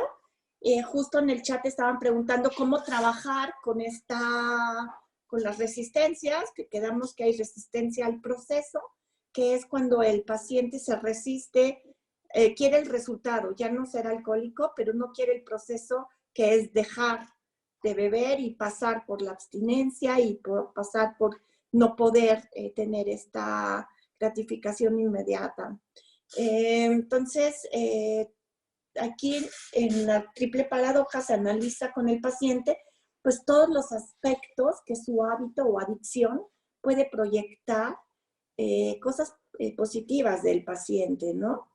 Entonces, lo que les vamos a pedir, si tienen una hoja y una pluma a la mano, hacer 3 columnas, ¿sí? Vamos a hacer 3 columnas. En la primera vamos a poner las ventajas y si gustan ir compartiendo en el chat para hacerlo juntos, ¿qué ventajas o beneficios te da este hábito o adicción? ¿Cuáles son las ventajas de beber? ¿Qué beneficios te da? ¿Sí? Por ejemplo, uno de ellos podría ser que si bebo, soy más social, ¿no? ¿Alguien más? Si pueden ir poniendo en el chat y lo vamos compartiendo. Las ventajas que pueden ver que tiene el beber. ¿Ok? Puedo expresar mis emociones. Entonces, expresar emociones. ¿Alguna otra?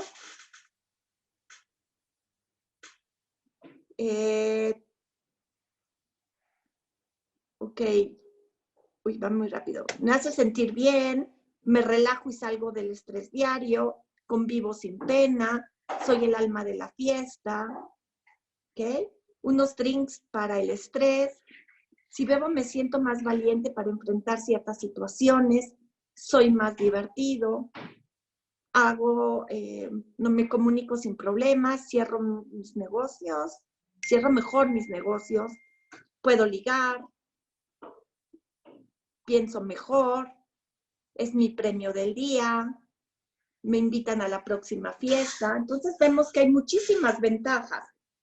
Ahorita ya hicimos la primera columna, todas las ventajas que me da el que yo beba.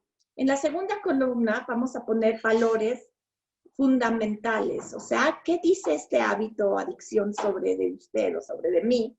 Y de mis valores, que es positivo y asombroso. Si ustedes se están dando cuenta, solo estamos hablando de la parte positiva, ¿sí? Entonces vamos a empezar a poner, ¿qué dice de mí? ¿Sí? ¿Cuáles son los valores fundamentales? El hecho de que yo tome. Por ejemplo, les voy a dar uno, es el hecho de que yo tomo y soy el alma de la fiesta, quiere decir, pues que me interesa mucho estar integrado en la sociedad, ¿sí? Ser parte de la sociedad, integración social. Otro que me interesa mucho la pertenencia. ¿Qué otras cosas creen que puede ser, habla de valores del paciente cuando bebe?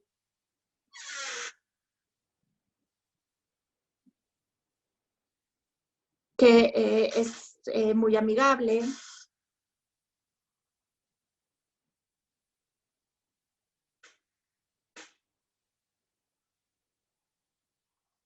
Que nadie lo manda, no tiene gobernabilidad. Nadie lo manda. Es independiente, le gusta ser el mismo sin que nadie le imponga nada. Sí, vayan por favor haciendo sus columnas para que se lo dejen como modelo. Es independiente, es divertido, compartido, es social. Todo eso dice de él. Tiene tolerancia.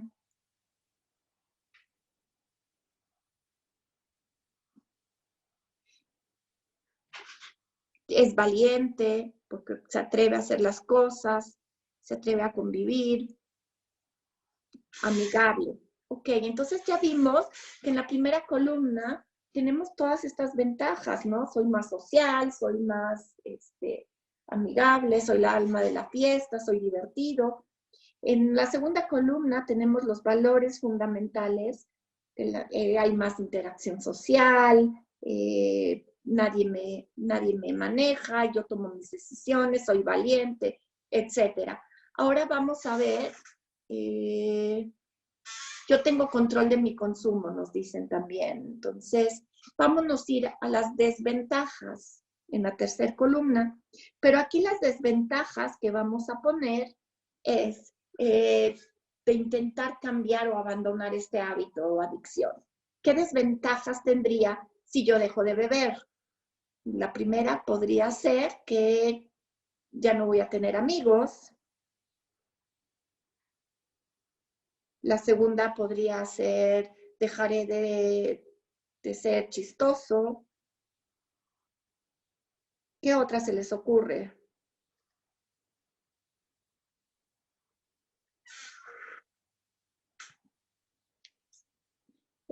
Ok, dejaré de acudir a fiestas, no voy a convivir con mis amigos, ya no tendría valor para hacer o decir las cosas que hago, no tengo que prometer, no me comprometería con nadie, me sentiría más ansioso, no me sentiría divertido, ya no tendría tantas propinas en el trabajo, estaría más irritable. Entonces vemos que tenemos muchísimas desventajas de dejar este hábito. Entonces, todo esto, ya no voy a encajar con mis amigos, es otra de las cosas. Gracias por sus aportaciones muy interesantes. Como vieron, ya tenemos las tres columnas. En la primera están las ventajas, en la segunda los valores fundamentales y después las desventajas si dejo de beber. Todo esto es paradójico, como ustedes se dan cuenta, ¿no? No estamos peleando con el paciente, ni estamos dando el sermón de que si el hígado se le va a hacer cirrosis, que si su esposa lo va a correr de la casa. Vemos todas las cosas buenas. Entonces, cuando estamos en la parte de la motivación, habíamos hablado de esto nos ayuda a anticipar cuáles son sus resistencias al proceso. Entonces, aquí lo más fácil es que le decimos al paciente, si tienes tantas ventajas y dice tantas cosas lindas de ti, de tus valores, y tienes estas desventajas que serían terribles que vivieras, ¿por qué querrías dejarlo? Y ahí es donde le viene al paciente realmente el shock, ¿no? Entonces, por algún lado, el paciente podría decirnos, tienes razón, no lo quiero dejar. Y entonces, con las manos abiertas, le diríamos, ¿hay algo más en lo que quieres ayuda? No tratamos por ningún motivo de convencerlo.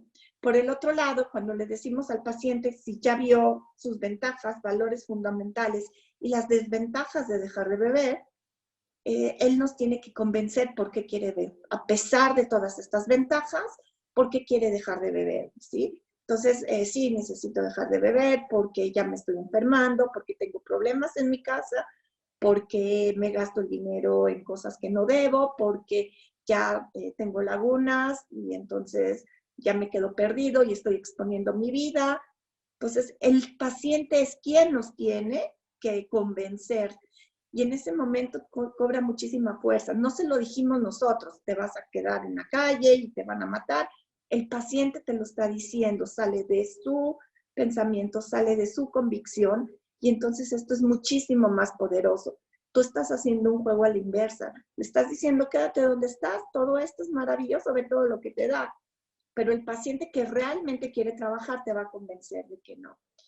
Después vamos a ver otro que se llama El abogado del diablo. Es otra Yo nada más Si me permites, Victoria, esto que estamos viendo en este momento suena quizás paradójico y ese es su propósito.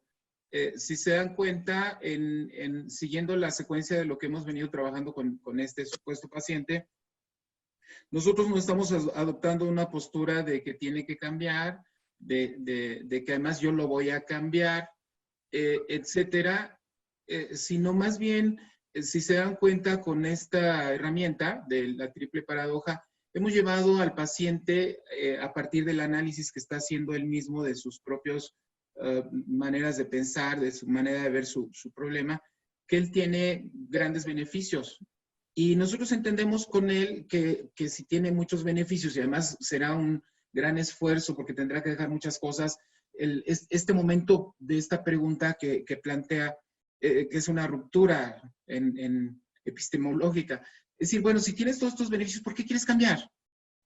Y entonces nosotros estamos asumiendo que es el paciente el que tiene que tomar una decisión y ahí es donde seremos muy respetuosos si el paciente al final nos dice, efectivamente, quiero seguir bebiendo y entonces decir, bueno, ¿quieres otro tema que podamos hablar, que yo te pueda servir?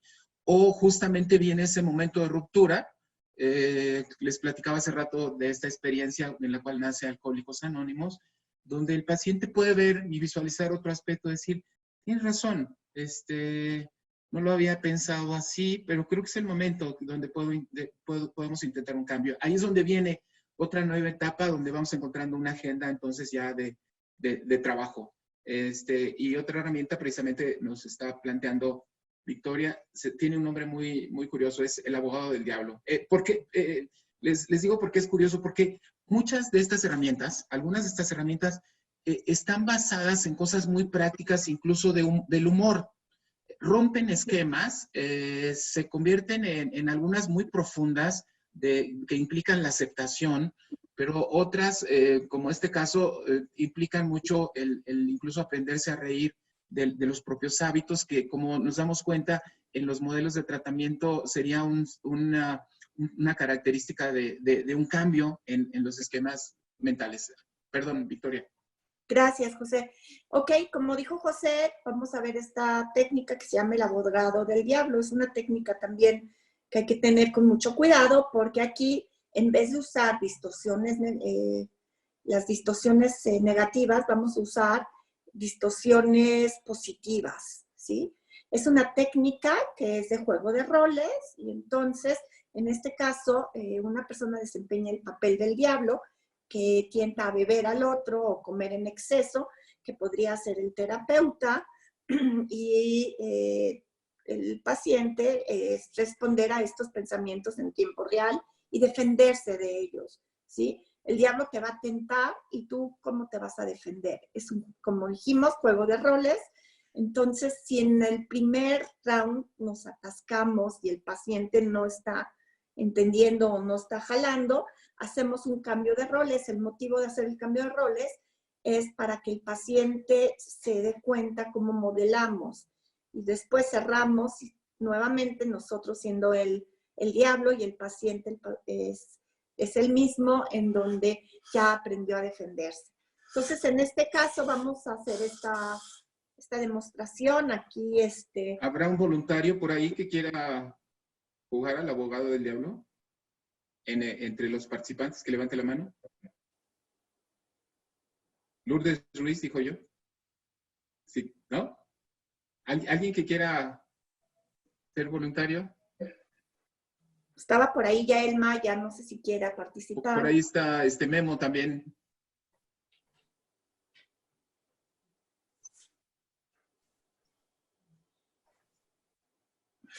Bien, Enrique, si quieres abrir tu micrófono.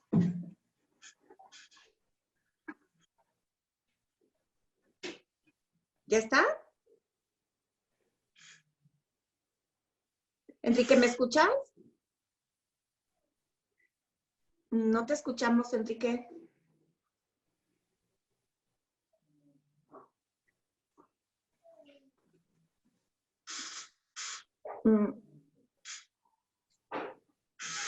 Hola, hola, Enrique, ¿estás por ahí? ¿A quién le abro el micrófono, Vicky? Ya. Enrique. Enrique.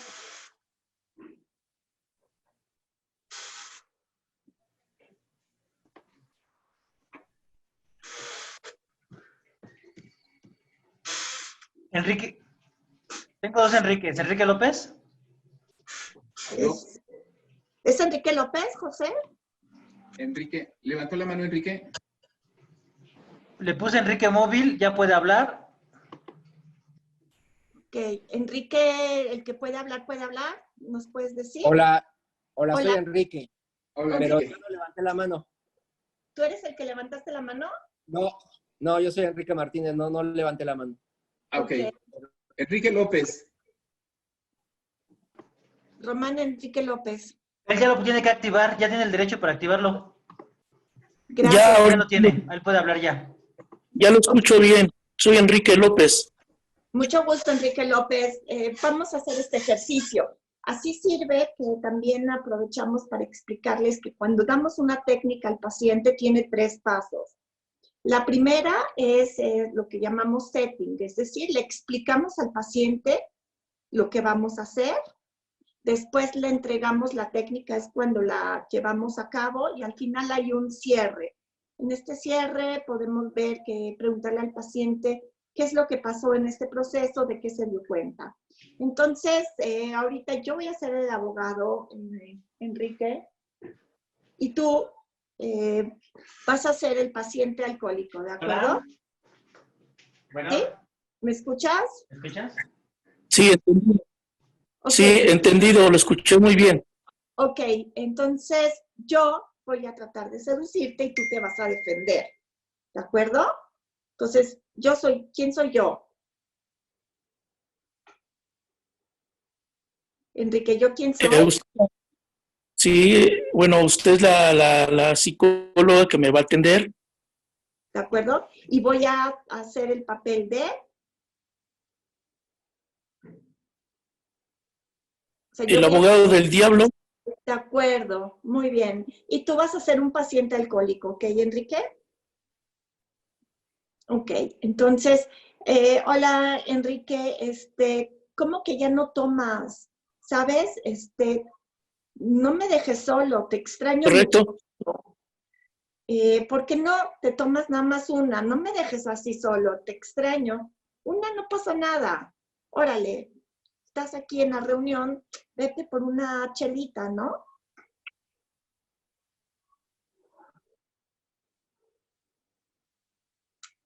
El micrófono, Enrique, no se escucha. Así, perdón. Mira, con mucho gusto, tú dime qué es lo que tomas y ahorita encantado, porque ahorita tengo tiempo para estar aquí contigo. Ok. ¿Estás haciendo qué rol? Porque no entendí, no me quedó claro.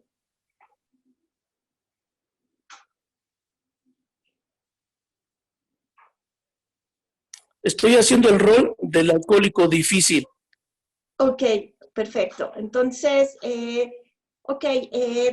bueno, entonces, ¿qué dices? ¿Si te echas una chelita conmigo aquí? No me dejes abandonado, soy el alcohol, tu mejor amigo. Una chelita y nadie se va a dar cuenta. ¿Sí estás dispuesto? Claro que sí, pero mira, pues aparte de esas cosas, yo también tengo otras más. Tengo aquí donde estoy ahorita, tengo unas chelas y unas botellitas si quieres también, pero con eso no me vas a convencer tú de que yo soy el que tengo que tomar la terapia, porque esas ya me las sé. Ok, entonces, ¿sí estás dispuesto a beber? Claro que sí, pero pues echa todo tu discurso, todo tu rollo, pero ni aún así me vas a convencer. ¿Por qué? Porque finalmente, mira, yo si me muero de ser alcohólico, me muero y punto. Ni tú ni nadie me va a convencer de lo contrario. Es más, tú y tus terapias no me sirven para nada. Pero si avientas tu discurso, pues órale, ahí estamos, estaremos ahora sí que parloteando. Ok, bueno, tienes razón, yo no te voy a convencer. Tienes toda la razón, Enrique. Solo quería ver si, como me siento muy solo y te extraño porque has dejado de beber ya más de un mes, quería recordarte lo bien que lo pasamos juntos y lo felices que somos juntos y que no quiero que me dejes abandonado. Chale, chale, ¿cuándo te he dejado abandonado? Es más, si Hace un quieres, mes, pues hace un mes no me visitas, hace un mes que no sé nada de ti, no has tomado nada en un mes. bueno, es que la verdad, pues sí, he tenido muchas ocupaciones que me han alejado un poquito, pues de esto de la bebida, ¿sabes? Pero eso no quiere decir que no me sigan gustando las chelas, del vino, las viejas, la diversión, todo eso, ¿no? Tú sabes. Ok, muchas gracias, Enrique. Ahorita lo que pudimos ver es que esta técnica no está funcionando para este tipo de pacientes. Como dijo el maestro Castrejón, nosotros hacemos un círculo de recuperación en donde ponemos 16 técnicas diferentes para trabajar. Y aquí estamos viendo que es un paciente que realmente sí quiere seguir bebiendo, ¿no? Entonces, claro que el diablo lo tienta y no necesita tentarlo. Él ya tiene sus chelitas y sus botellitas ahí con él, sin que el diablo le invite. Quiere decir que él no está listo para dejar de beber. Ok. Muchas gracias, Enrique. Gracias, Enrique. Nada más aclaro que para haber llegado a este momento donde estamos aplicando herramientas es porque el paciente expresó su interés en generar una agenda de trabajo. En el caso particular de Enrique, Enrique no hubiera llegado a este momento porque si esto no lo dice antes, hubiéramos aceptado su decisión de continuar bebiendo.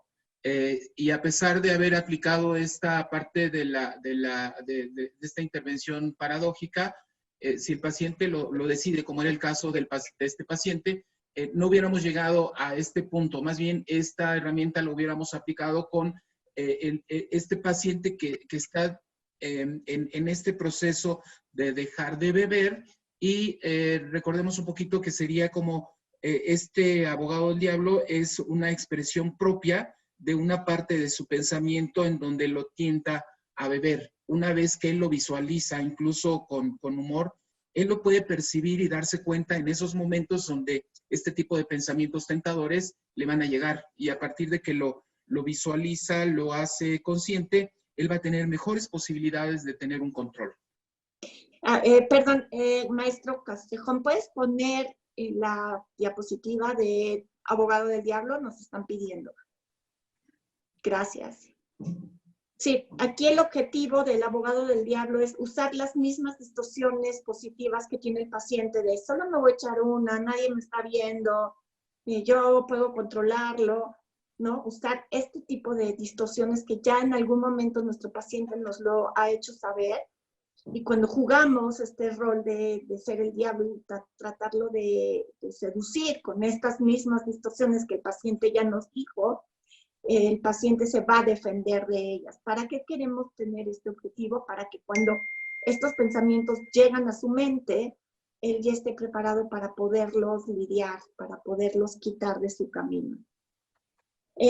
Ahora vamos a contarles que tenemos un formulario de toma de decisiones. Es un formulario súper interesante en donde podemos tomar una decisión entre me divorcio, no me divorcio, tomo o no tomo, ¿sí?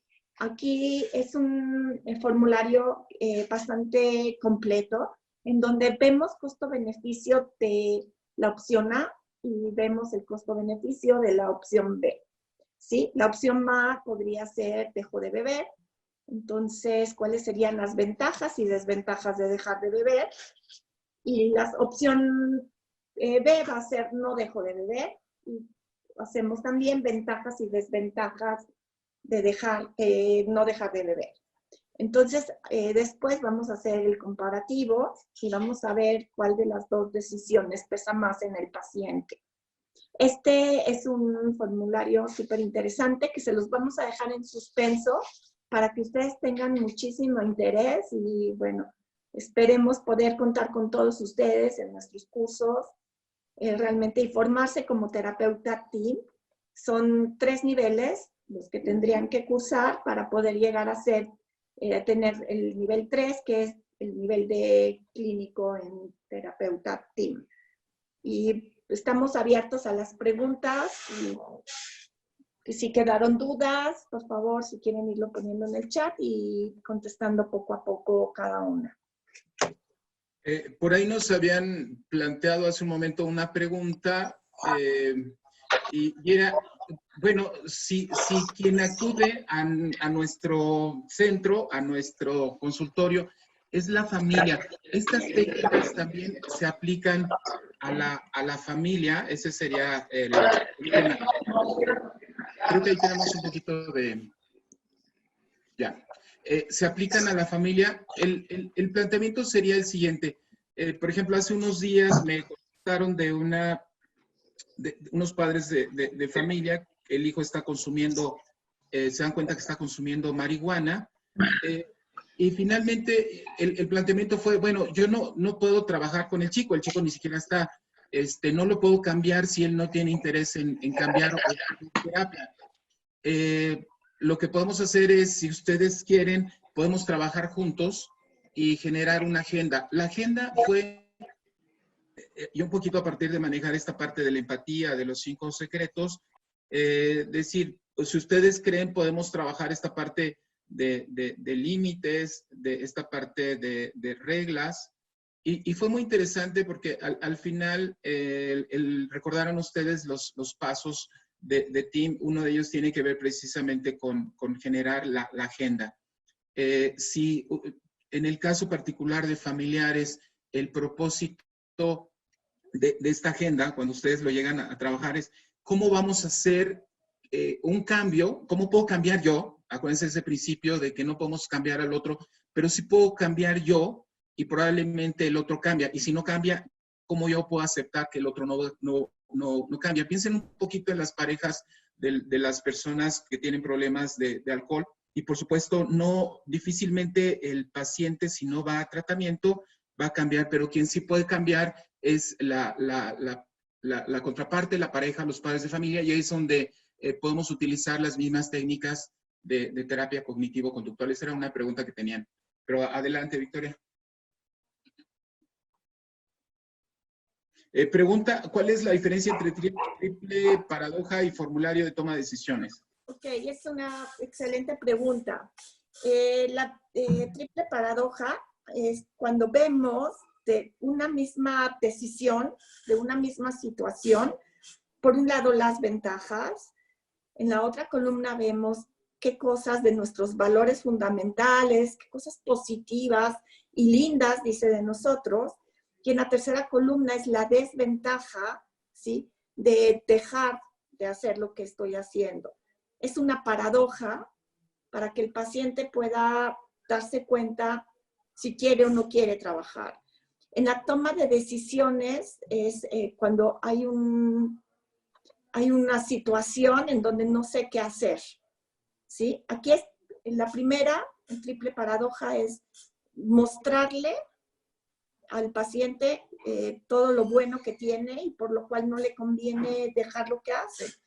Pero en cambio, en la decisión tienes A y tienes B, por cuál te quieres ir, y al ver y comparar las ventajas y desventajas de cada una, poder tomar una decisión. Puede ser de dejar de beber o puede ser de muchas cosas en la vida, ¿no?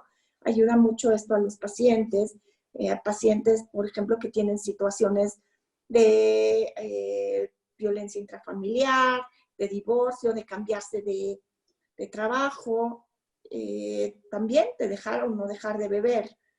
Entonces, podríamos hacer primero esta toma de decisiones para ver si quiero dejar de beber o no, y luego le podría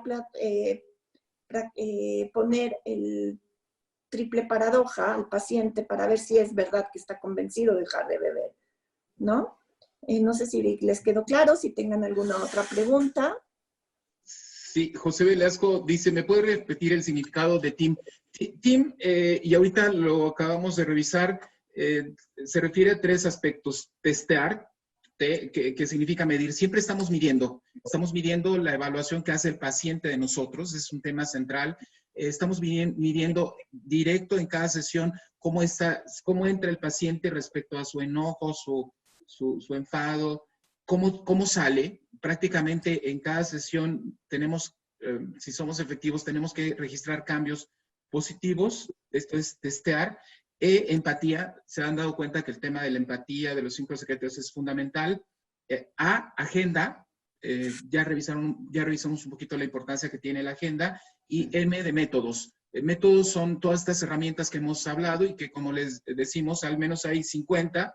Hoy hemos revisado así muy someramente 3 que se enfocan a temas de adicciones, pero hay una cantidad de recursos en términos de técnicas que se aplican a diferentes problemáticas. Ok, aquí nos dicen que se presentan casos donde el paciente no quiere dejar la adicción antes de plantear la agenda. ¿Qué se hace ahí? Si el paciente no quiere dejar la adicción, simplemente lo respetamos, ¿no? Nosotros tenemos algo que se llama un ultimátum cálido y nosotros no podemos trabajar si él no quiere, lo podemos referir a otro lado o le preguntamos con muchísimo respeto, aceptando que tiene razones muy válidas para no dejar de beber, si quiere trabajar alguna otra cosa. Y si no, pues no tratamos jamás de convencerlo.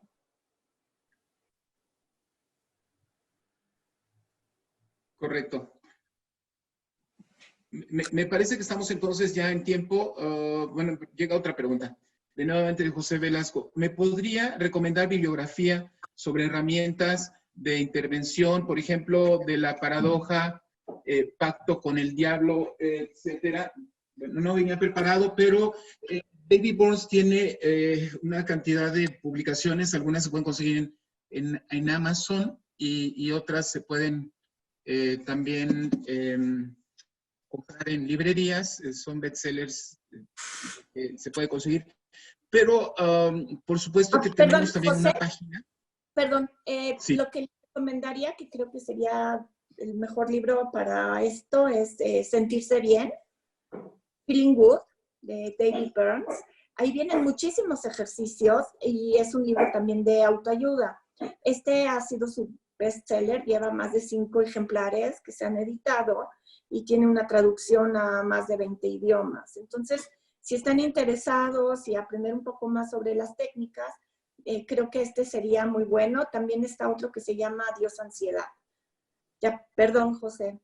Y justo están pensados en esta parte de autoayuda, con ejercicios y demás, y creo que son materiales bastante recomendables.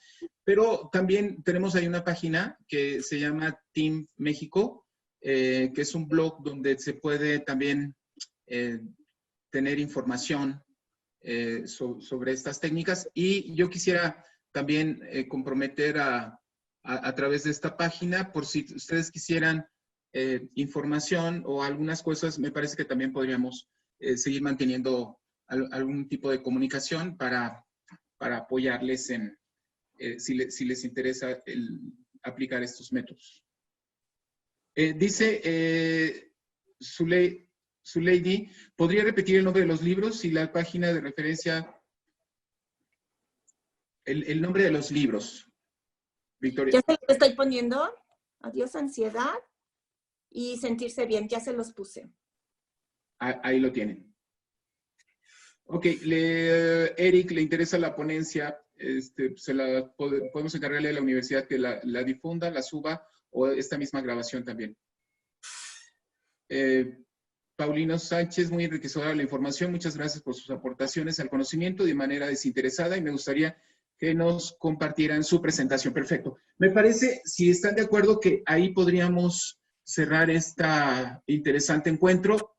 Yo destacaría que a pesar de que nos encontremos en un momento muy complicado, no solamente en México, en muchos países, podemos lograr tener este encuentro. Es un encuentro, por supuesto, que yo en lo particular y para el equipo de Team nos da mucho optimismo de poder seguir manteniendo este contacto, de poder reflexionar sobre estos temas que son muy importantes.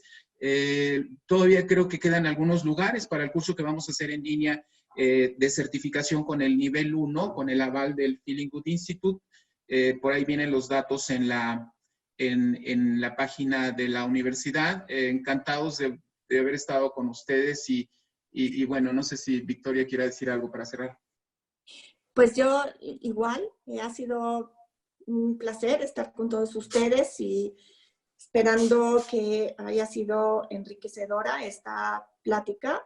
Y también estamos aquí esperando estén interesados en compartir más con nosotros y cualquier duda, cualquier aclaración, por supuesto que estaríamos encantados en apoyarles. Y fue un placer y pues nos despedimos. Muchas gracias a todos. Seguimos en contacto entonces. Un abrazo a todos. Muchas gracias. Hasta luego. Gracias. Gracias. Hasta luego, Viviana. Hasta luego. Ana. Betty. Lula Ruiz. Gracias, maestro. Muchas gracias. Lady. Gracias a todos. Betty. Muy generosos, gracias. Hasta luego. Hasta luego, María del Carmen. Saludos, maestro, y felicitaciones. Hasta luego. Hasta luego. Paulino, qué gusto. Paulino, qué gusto. Gusto, Mira, que esté muy bien. Me dio gusto.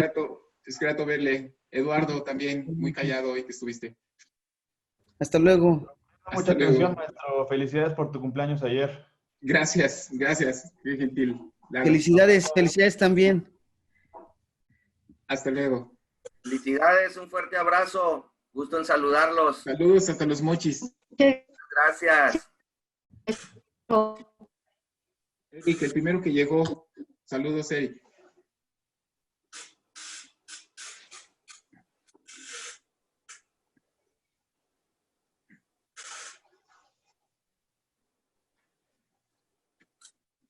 Ok. Ok, creo que Ahora sí nos despedimos. Que estén muy bien todos y gracias por su atención, maestro Castejón. Un placer trabajar contigo. fue un gran gusto. Bye. Pronto. Bye.